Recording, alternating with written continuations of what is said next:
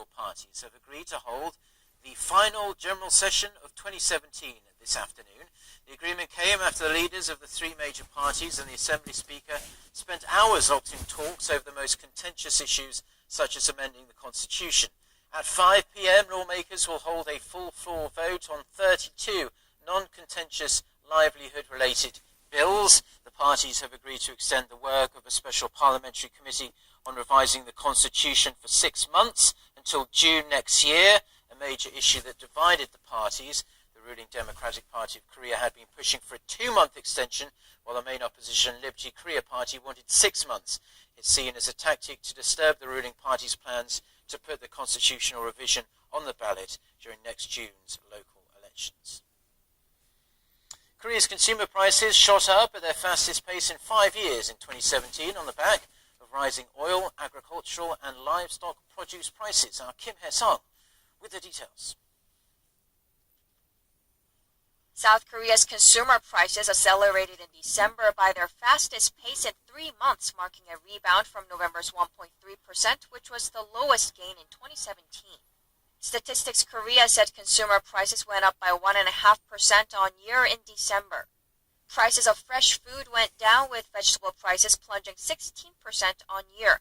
But petroleum prices jumped 7.5% in December, raising prices for petrochemical and other industrial goods.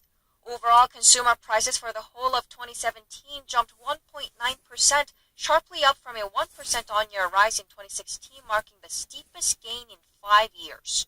Agriculture and livestock products went up 5.5% on year in 2017, mainly due to unfavorable weather conditions between July and September. Petroleum goods also jumped 1.4% on year as global oil prices hit a 2-year high later this year on supply cuts by major oil exporters and growing demand from Asia. Service prices went up by 2% on year, driving up prices by 1%. Core CPI, which excludes oil and agricultural products, rose 1.5% from a year ago. Kim Hae-sung, Arirang News. Now to news that will be music to the ears of South Korea's flagging tourism industry.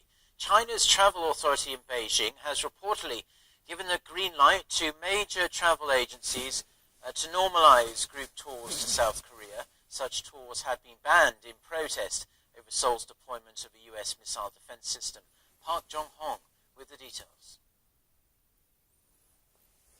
Making an about-face, Beijing's travel authority has reportedly given the go-ahead on tours to South Korea.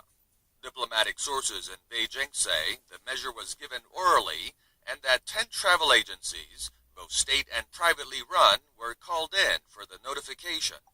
However, cruise tours and chartered flights are still reportedly banned. Restrictions on Chinese travelers to South Korea have been lifted last month in the wake of eased tensions between South Korea and China over Seoul's deployment of the U.S. THAAD anti-missile system. But that measure had been short-lived, as restrictions for residents in Beijing and Shandong province were put back in place after just 3 weeks, as authorities tried to rein in the heated promotion of group package tours. Now with Beijing back on track, industry experts say Shandong is expected to follow suit next month.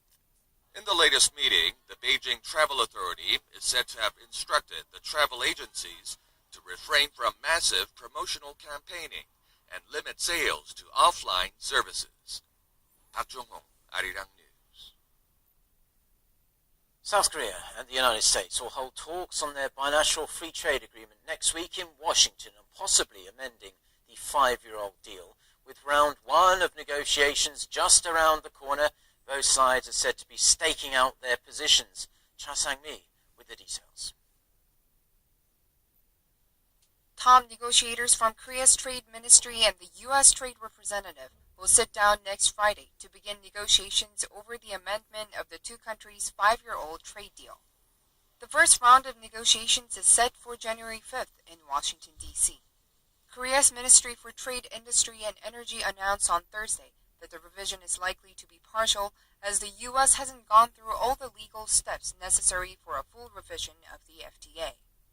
In order to carry out a full revision of the trade deal, the U.S. would have had to follow Trade Promotion Authority procedures, such as stating its intentions to Congress 90 renegotiations begin. The Trump administration wants to make amendments in multiple fields, such as the automobile and agro-livestock sectors, in a bid to alleviate its goods trade deficit. Seoul is seeking to protect sensitive sectors like agriculture while vying for what it calls a mutually beneficial deal. The Korean government hasn't revealed what demands it will make at the talks, but experts say there are a few expected moves. The Korean government seems to be interested in weakening the investor settlement mechanism, the ISD, and weakening the conditions to impose safeguards on American beef. Some other cards that we can play is anti-dump. Yet since Congress supports the U.S. anti-dumping measures, the experts predict that attacking the anti-dumping measures might be a somewhat dangerous move. Korea's Trade Ministry in its report to the National Assembly last week said that the U.S. side is likely to request tariff adjustments to recover its trade imbalance. The negotiations will be led by Korea's Director General for FTA negotiations, Yoo Myung-hee, and U.S. Assistant Trade Representative Michael Beeman. The representatives of Korea and the U.S. have already held 2 preliminary meetings to arrange the amendment talks since the Moon and Trump administrations came into power earlier this year. 차상미, 아리랑 뉴스. Now, in international news, former international football star George Weah has scored another victory, becoming Liberia's next president, marking the country's first democratic transition in over 70 years. Weah beat his opponent and Vice President Joseph Boakai, securing more than 60% of the vote. Weah's campaign was not without its controversies as he raised eyebrows with his choice of running mate, Jewel Howard Taylor. She is the ex-wife of Charles Taylor, the warlord who is in jail for war crimes in neighbouring Sierra Leone. Weah played for prominent football clubs such as AC Milan and Chelsea, and is the only African footballer to have won both FIFA World Player of the Year and the Ballon d'Or. He stepped into politics in 2002 after he retired from football. He's expected to be sworn in as president next month. At least 41 people have been killed and more than 80 wounded in a suicide bomb attack in the Afghan capital Kabul. The Islamic State group said it was behind Thursday's attack, which targeted a Shiite cultural centre. Noah Ram with the details. Many students were attending a seminar at the Atavian Social and Cultural Center to mark the 38th anniversary of the Soviet invasion of Afghanistan. The floor of the center at the basement level was covered in blood as wailing survivors and relatives picked through the debris, while windows of the Afghan Voice news agency on the second floor were all shattered. The local Shiite leader said more bombs went off just outside the center as people fled, although those follow-up explosions did not cause any fatalities. The center was housed in a simple building surrounded by mud brick homes in the Shiite-dominated neighborhood of Dasht-i-Bachi, home to some of Kabul's poorest residents. The Islamic State group said in an online statement that the center had received support from Iran, which has provided military and financial aid to the Syrian government, as well as regional Shiite militias battling IS in recent years. The group is now largely confined to a few remote patches of territory in Syria, but it retains the ability to inspire and carry out attacks further afield.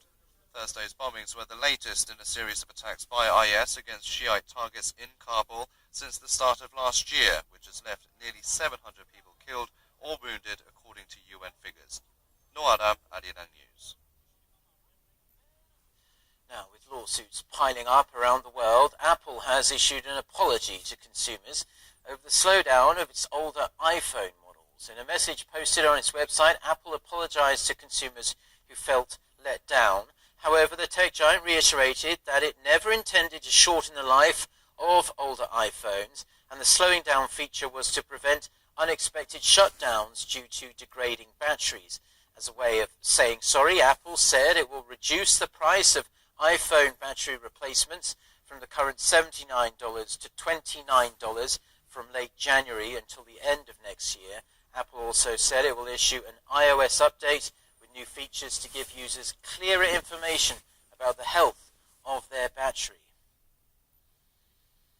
The World Health Organization is set to label video gaming addiction as a mental health condition for the first time next year, calling it gaming disorder. The term has been added to a draft of next year's International Classification of Diseases, and is being described as a pattern of persistent or recurring gaming behavior both on or offline.